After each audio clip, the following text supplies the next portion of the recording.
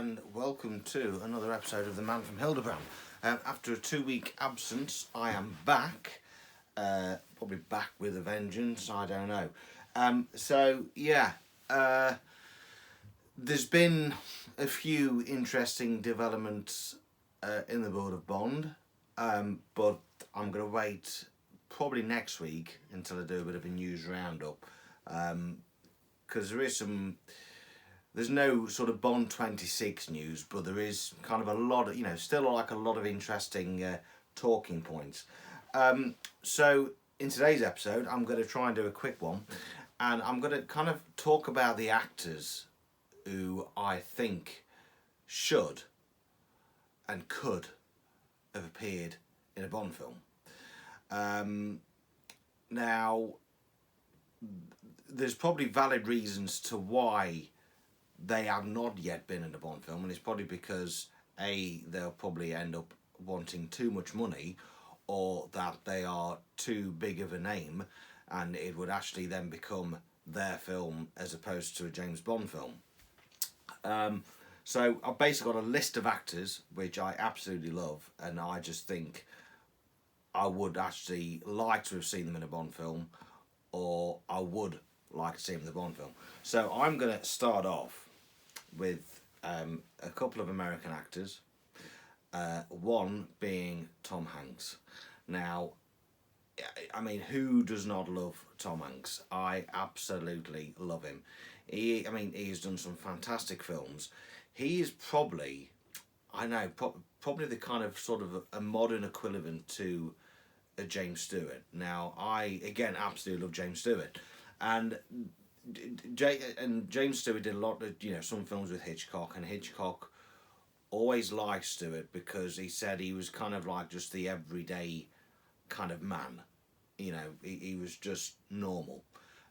How much acting Stewart actually, did in his roles, I don't know, because he just seemed to play just the normal everyday man who found himself in a tricky situation, and you could relate to him.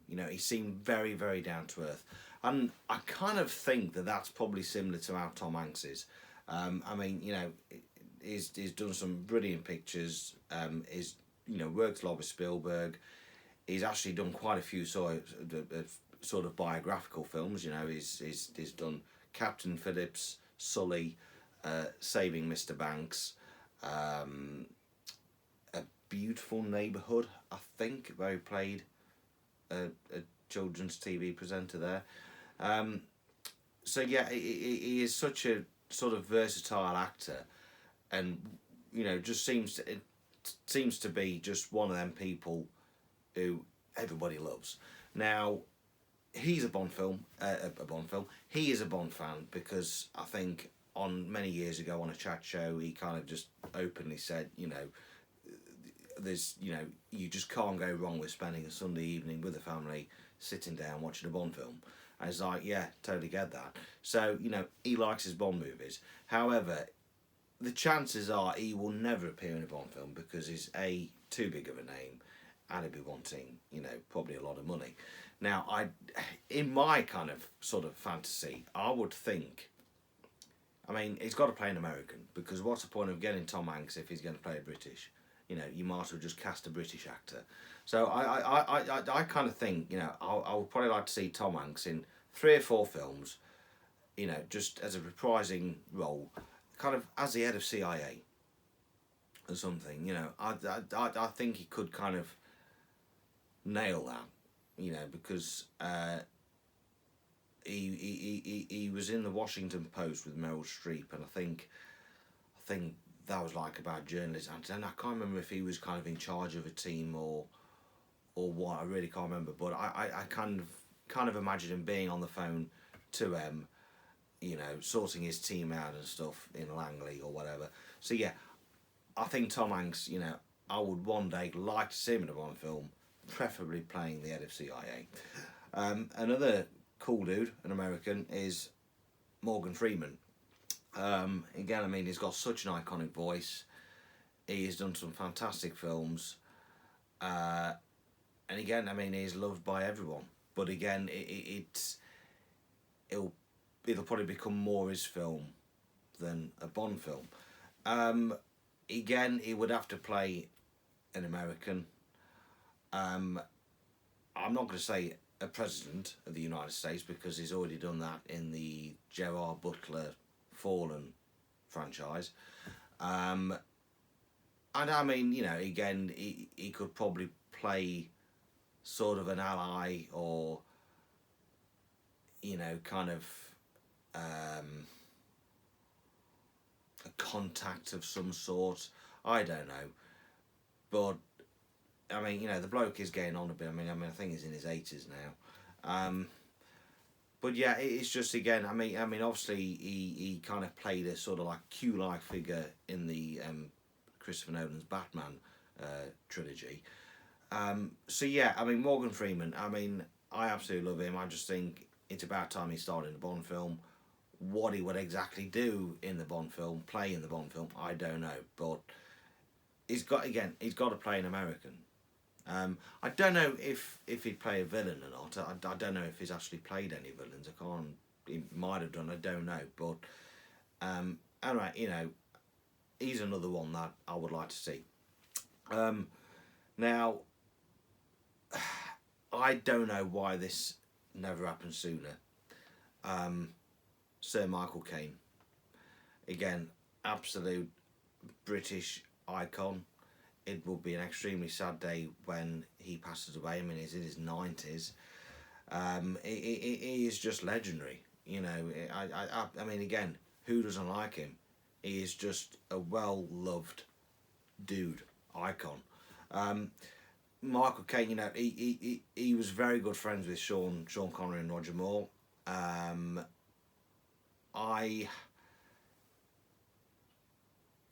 If he was to have been in a Bond film, I thought he would have probably made an appearance alongside Roger Moore, because I can imagine that being absolutely fantastic, pure chemistry to have them two together. But for a long time, obviously, there's Dalton's third Bond film which never materialised. We kind of know what the outline was in there, and there's a character in there called Denholm Crisp, and he was sort of a cat burglar slash jewellery thief slash probably rogue agent or an ex MI6, and he basically kind of teamed up with Bond. And I just thought, you know what, I can see Michael Caine in that role. And I think Michael Caine would have instantly made that character a really lovable character, because how can you not love him? How him and Dalton would have worked, I don't know. I mean, if you had him in Roger Moore, yeah, it'd be. I mean, the chemistry would be just as golden as Roger Moore and Patrick Macnee was in A View to a Kill, or Sean Connery and Harrison Ford was in Last Crusade. I think that would have been absolutely fantastic. But I've always kind of visioned Michael Caine playing Denholm Crisp. But again, I mean, how his character would have contrasted against Dalton's dark sort of interpretation of Bond, I don't know.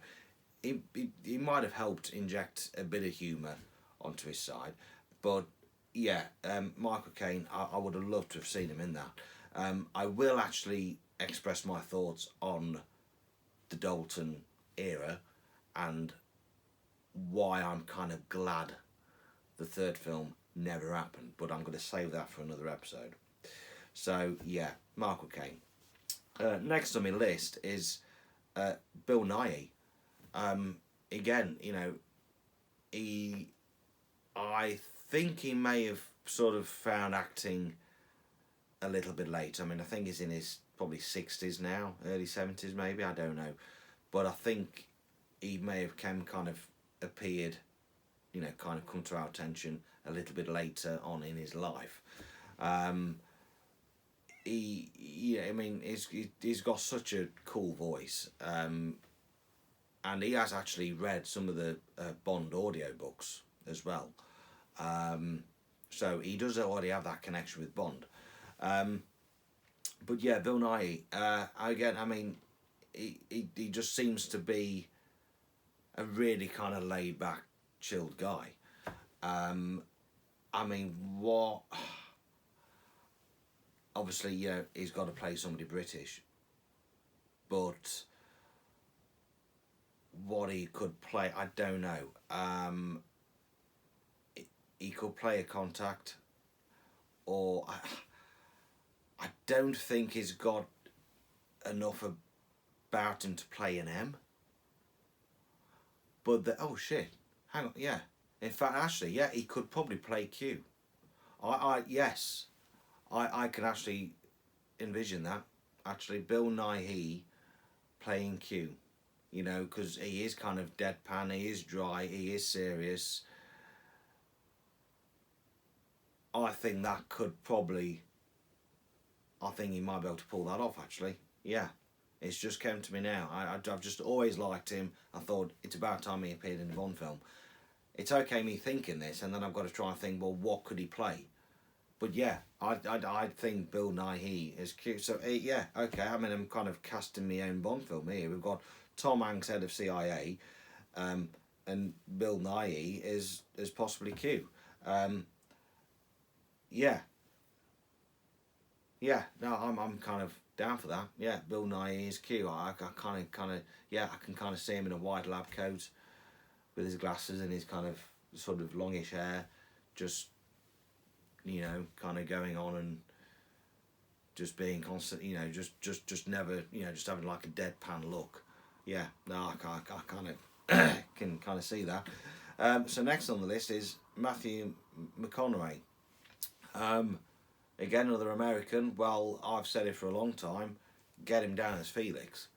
He is absolutely perfect. He's Texan, and he's got that straw-coloured hair. You know, yeah. To get Tom Hanks as his boss, Matthew McConaughey as Felix. Yeah, I mean he's the wife likes him. He's obviously was in Interstellar. So I'm kind of, yeah. It could, so if if Nolan ever does his Bond film, you know, he could bring back Morgan Freeman and Matthew McConaughey. So yeah, Matthew McConaughey is Felix, but again, would it then become, you know, more of a Matthew McConaughey film than a Bond film? Because for this to work, you have got to have somebody who is just as known as they are, because otherwise you're going to get the actor playing Felix overshadowing the actor who plays Bond.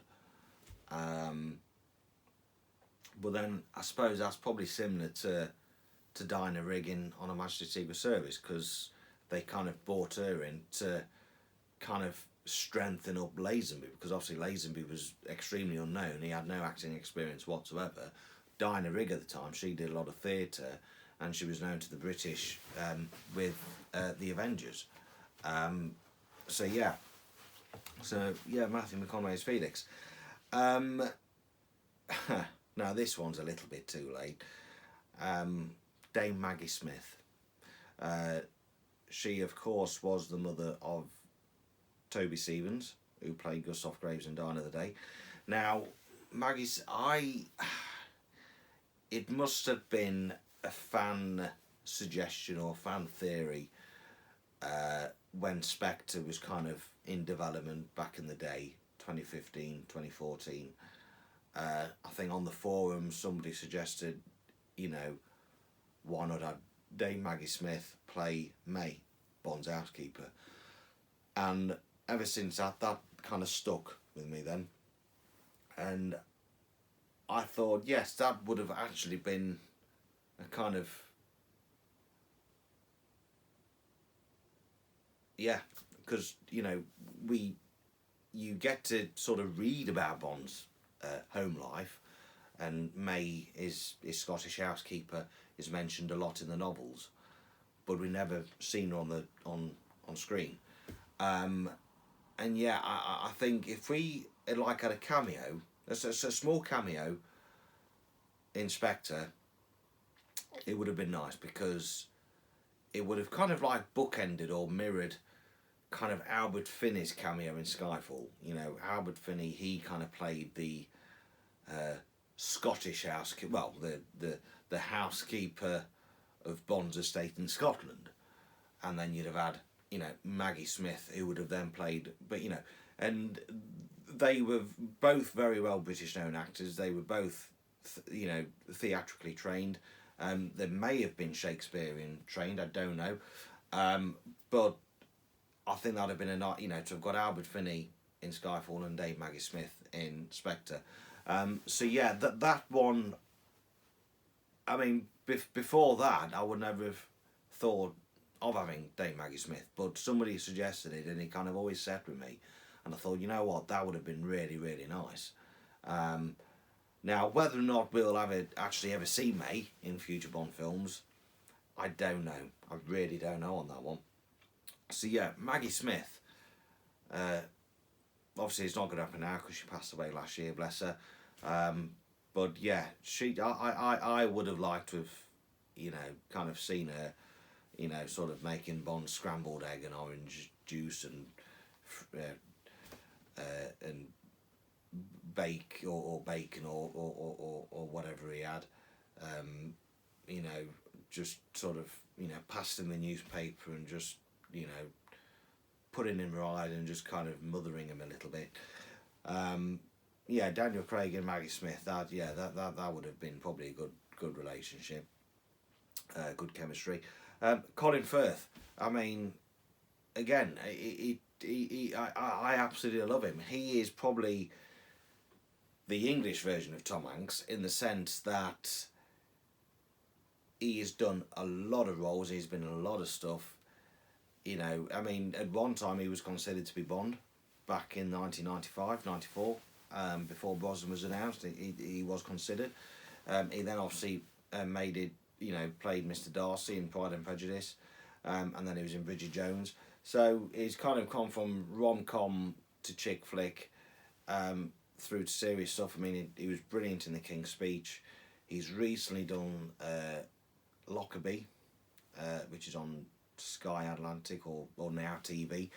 Again, an absolutely fantastic series and an absolutely fantastic actor. He's one of them people who you can relate to. He is so down to earth, and I've said for years I would love to see him in a series of Bond films, 3 or 4 Bond films, playing kind of like a minister, you know, sort of kind of the like Frederick Grey kind of character, you know, chief of Ministry of Defence or whatever, you know, bring that, and you know, kind of have him in M's office, kind of, you know, sort of informing Bond his mission and kind of give, you know, nodding and agreeing with them and kind of, you know, grinning Bond and all this. And yeah, that's something I would love to see is Colin Firth, because I absolutely love him, and I think he is kind of the epitome of British, you know. And why not? You know, I don't think it would necessarily be a Colin Firth film. I mean, he is a big name, but I think he'd be able to just get away just having, I don't know, probably a 20-minute screen time in probably 5 or 6 Bond films, you know. Jeremy Irons, I don't think this will ever happen because I think he is getting on a little bit now.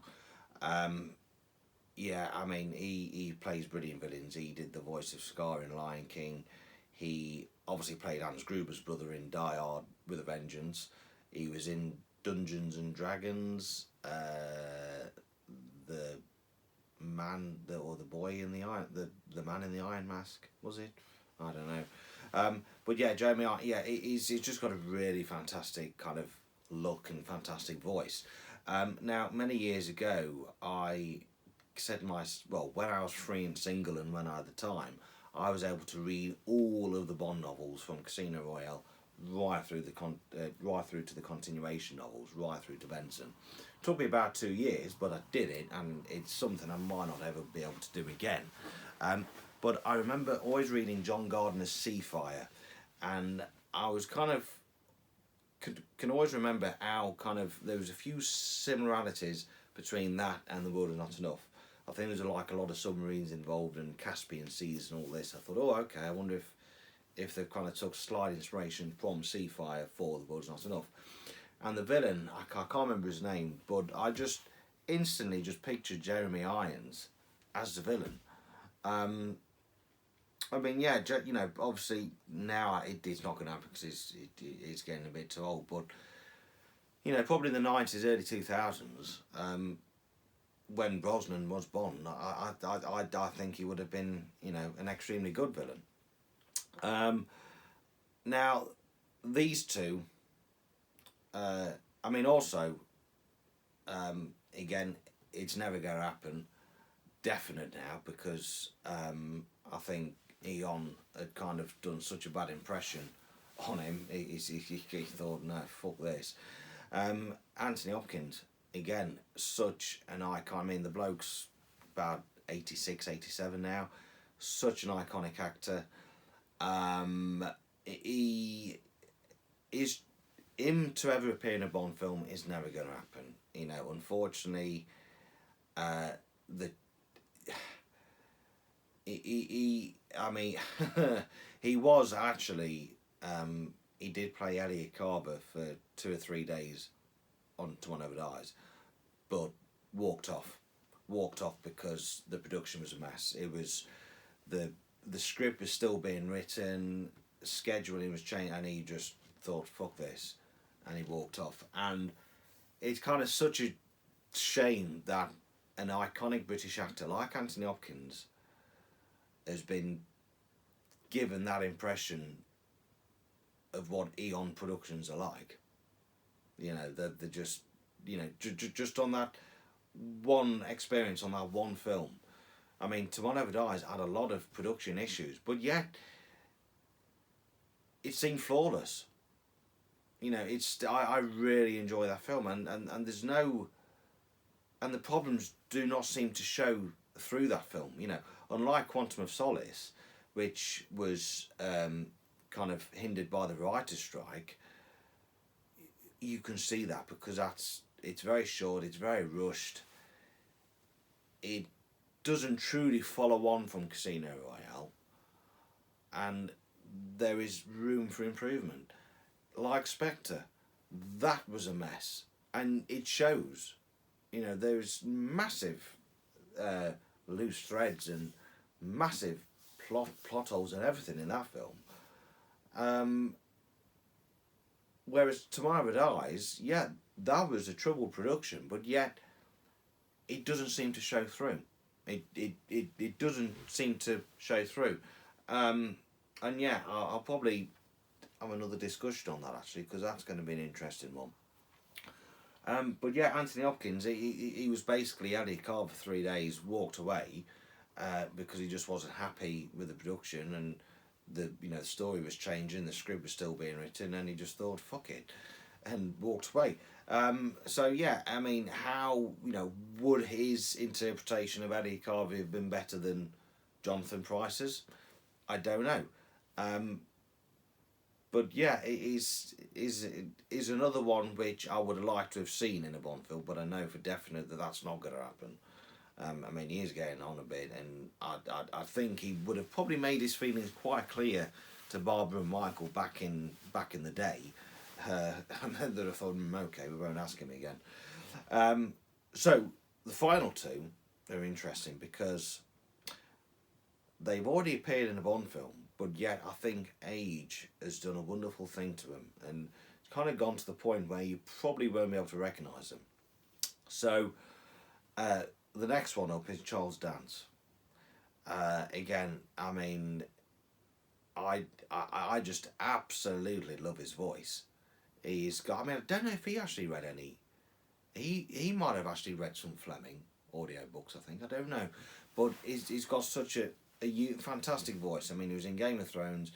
He's been in loads of stuff. He's even been in The Crown. But he seems to have screen presence. And yes, he appeared in For Your Eyes Only as an henchman. But that was 40 odd years ago. And yes, he played Ian Fleming in a TV adaptation of GoldenEye.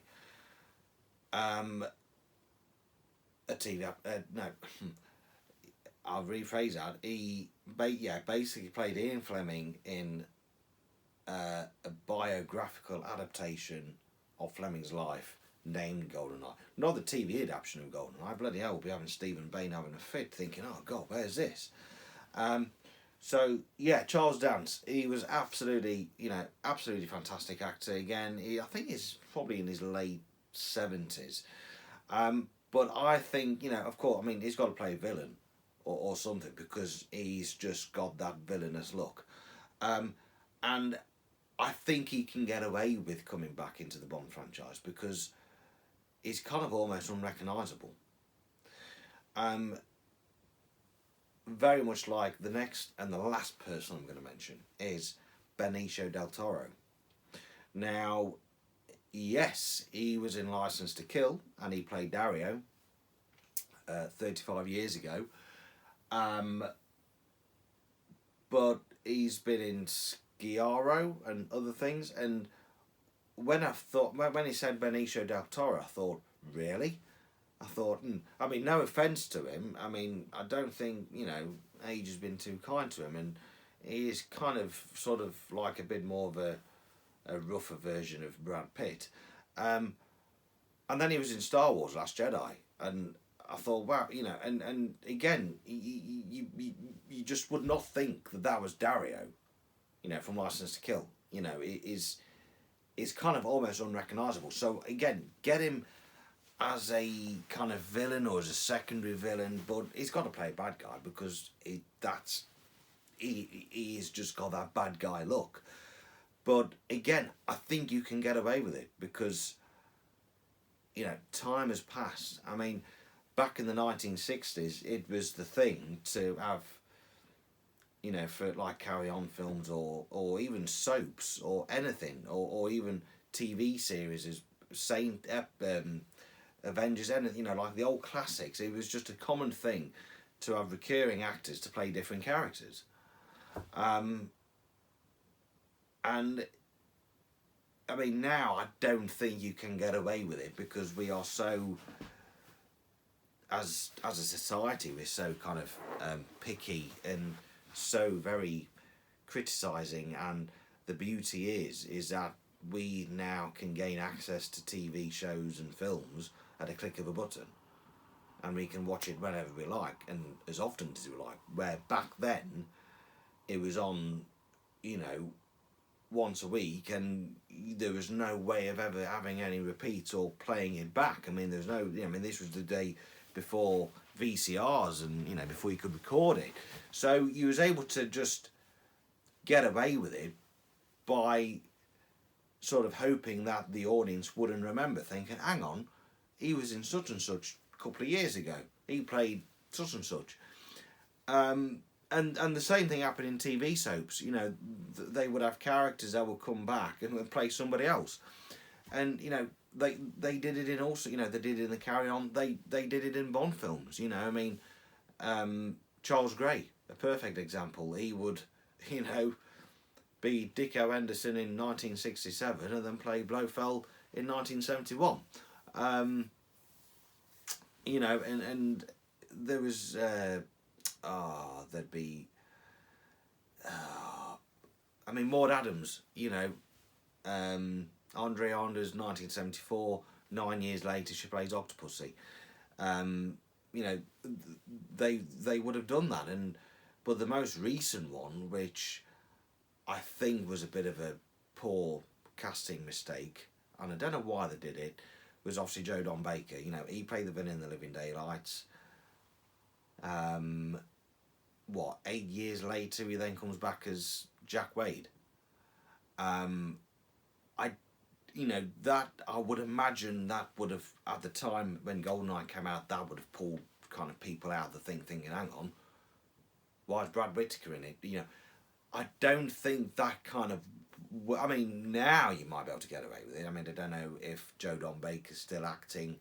I don't even know how old he is. I don't even know what he looks like now. I mean, I bet he probably looks totally different.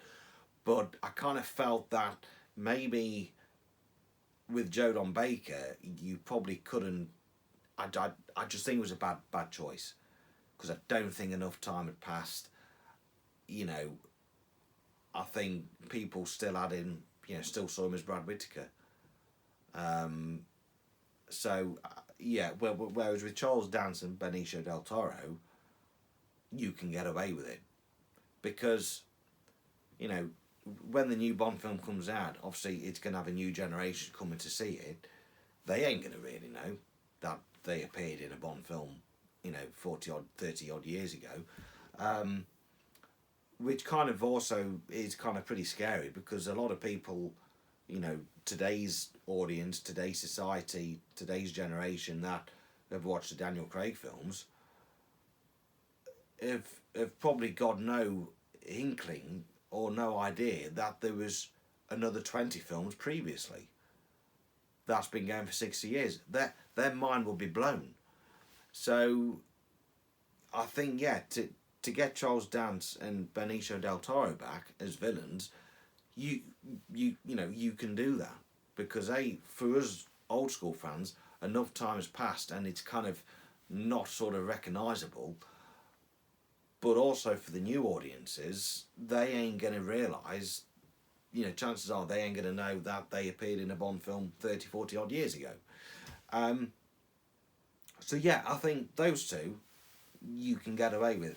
So yeah, that's basically today's episode, was just, the actors who I would have liked to have seen and should have seen in a Bond film. So yeah, Tom Hanks, Morgan Freeman, Bill Nighy, Matthew McConaughey, Colin Firth. They are the ones that we still possibly could have. The ones I would have liked to have seen, but it's just not going to happen, is Michael Caine, Dame Maggie Smith. And I think Jeremy Irons, I don't think we'll see. But yeah, and I'm kind of wouldn't mind seeing Charles Dance and Benicio del Toro. Say Charles Dance late 70s, so they need to, really get the Bond, ball rolling.